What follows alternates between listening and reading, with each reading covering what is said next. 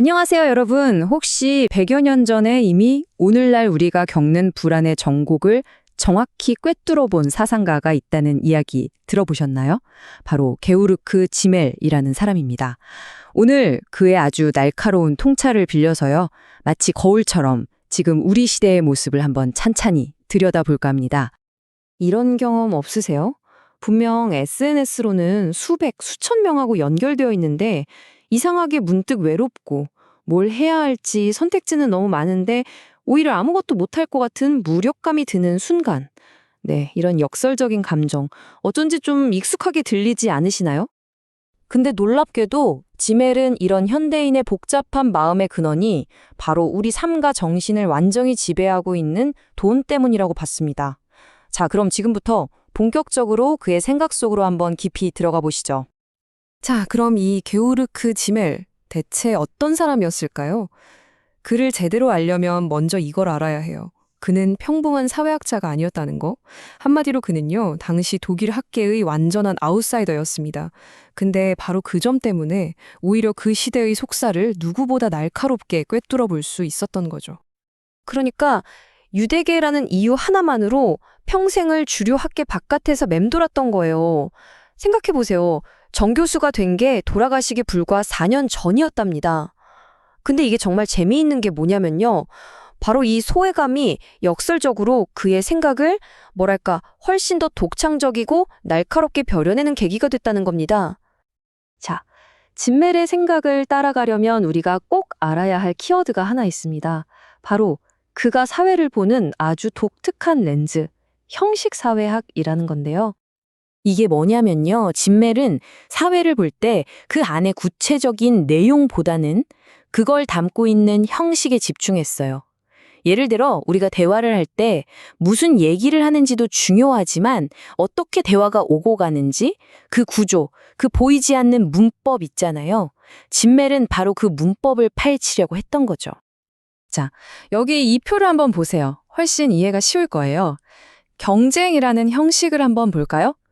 이 경쟁이라는 틀은 사업 거래라는 내용을 담을 수도 있고 스포츠 경기라는 내용을 담을 수도 있고 심지어 연인 사이의 미묘한 신경전, 이것도 일종의 경쟁이잖아요. 내용물은 다 다른데 그걸 담는 그릇, 즉 형식은 같다는 거죠. 지멜은 바로 이 틀에 집중했던 겁니다. 자, 이렇게 사회의 형식에 주목했던 진멜이 그의 이 날카로운 분석 틀을 어디에 적용했을까요?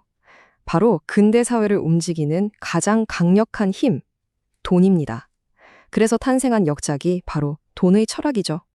진멜은 이런 말을 남겼습니다. 돈은 영혼을 지키는 수문장이다.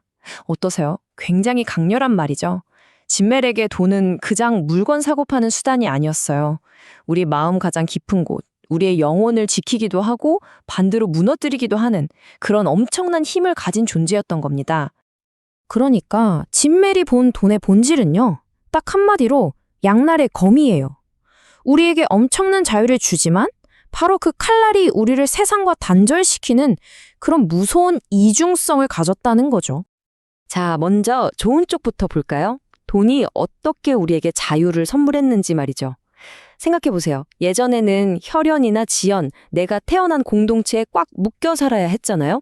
그런데 돈이 이걸 다 끊어버린 겁니다. 돈만 있으면 어디서든 누구와도 관계를 맺고 내 신분을 뛰어넘어 새로운 가능성을 꿈꿀 수 있게 된 거죠.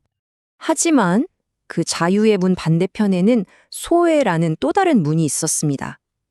돈의 논리가 세상 모든 걸 지배하기 시작하면서 돈으로 계산할 수 없는 가치들, 예를 들면 우정, 사랑, 신뢰 같은 것들이 점점 더 싸구려 취급을 받게 되는 거죠.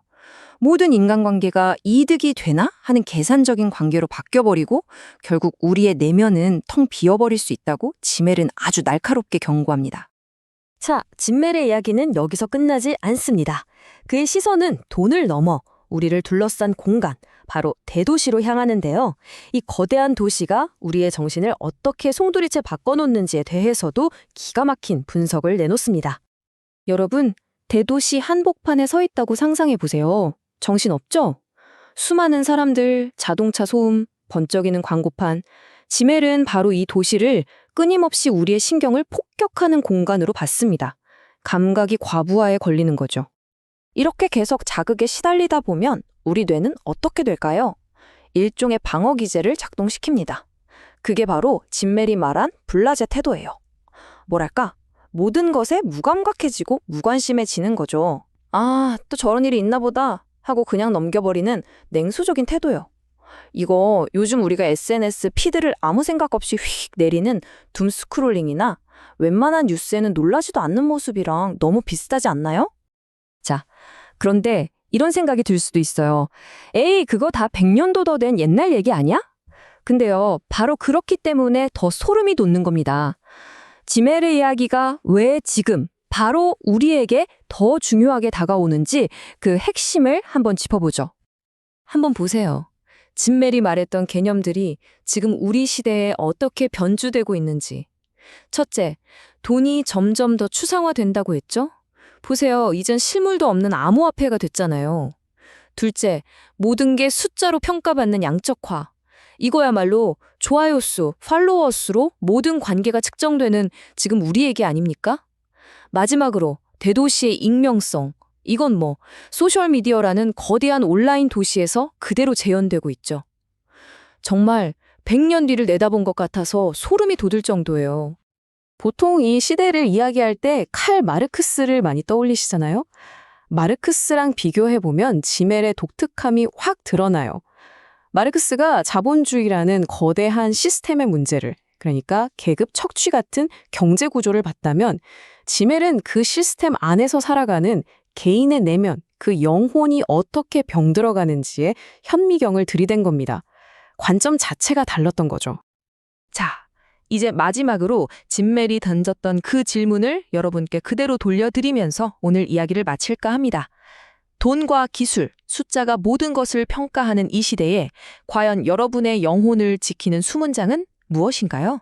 이 질문에 대한 답은 아마 우리 각자가 스스로 찾아야 할 겁니다.